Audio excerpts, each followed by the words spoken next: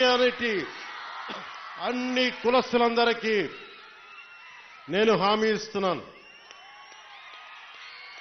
మానవత్వాన్నే కాపాడుతాను, మీ అభ్యున్నతికే కష్టపడతాను. నేను లంచాలు తీసుకోను, నాకు అలాంటి అవసరం లేదు. మీ అభ్యున్నతికే నేను కష్టపడతాను.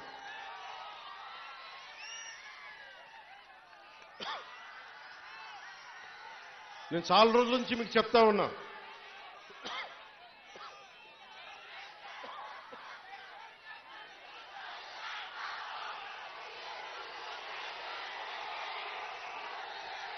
వైసీపీ గత ప్రభుత్వ నాయకులు చెప్పారు, పవన్ కళ్యాణ్ ఆంధ్రాలో ఉండడు, హైదరాబాద్లో ఉంటాడు, పిఠాపురంకి వస్తే పిఠాపురం వాస్తవ్యుడు కాదు, ఇక్కడ ఉండడు.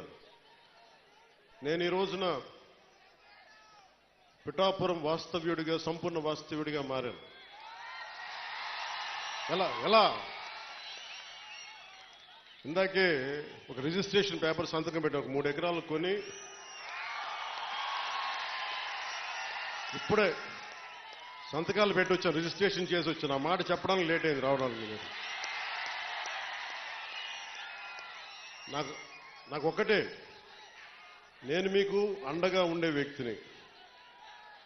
నేను మీరు చూడండి, మీరు నాకు గుప్పిడంత గుండె బలం ఇస్తే నేను హిమాలయ పర్వతాలనంత బలంతో, తేజస్సుతోటి మన కూటమికే అండగా, విజయానికే మేమందరం అండగా పనిచేస్తాం. మీరు ఇచ్చిన స్ఫూర్తి. మీరు యువత ప్రతిసారి నలిగిపోతా ఉన్నారు. మన వెళ్తా అన్నా మాకు ఉద్యోగాలు లేవు, ఐటీ పరిశ్రమలు తీసుకురా అన్నా, మాకు పరిశ్రమలు తీసుకురా. ఇందాకెళ్తే దారి పొడవునా మాకు నీళ్లు రావట్లేదు.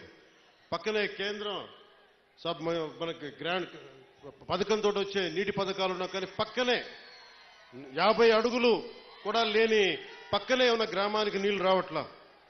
వీటి వెనక కావాల్సింది అధికార యంత్రాంగాన్ని కొంచెం ప్రేమగా మాట్లాడి, బాధ్యతగా మాట్లాడి, గౌరవంగా మాట్లాడే పనిచేసే నాయకత్వం కావాలి.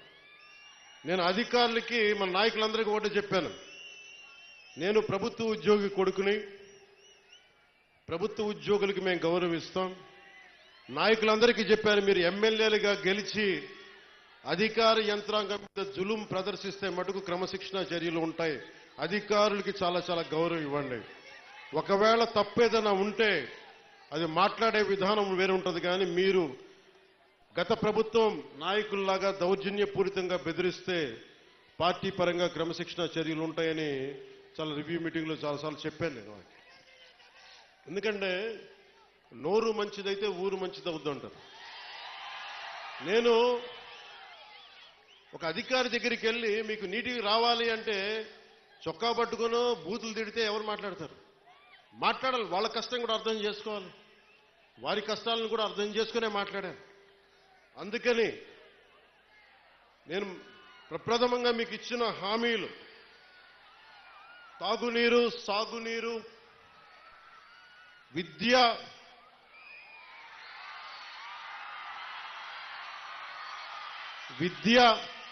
వైద్యం, ఉపాధి అవకాశాలు. ముఖ్యంగా తాగునీరుకు సంబంధించి కేంద్ర జల్ జీవన్ మిషన్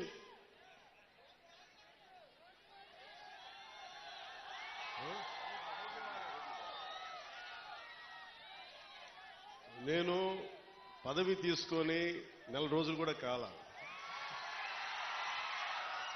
రోడ్లు కదా అన్ని చేస్తాం. ఏది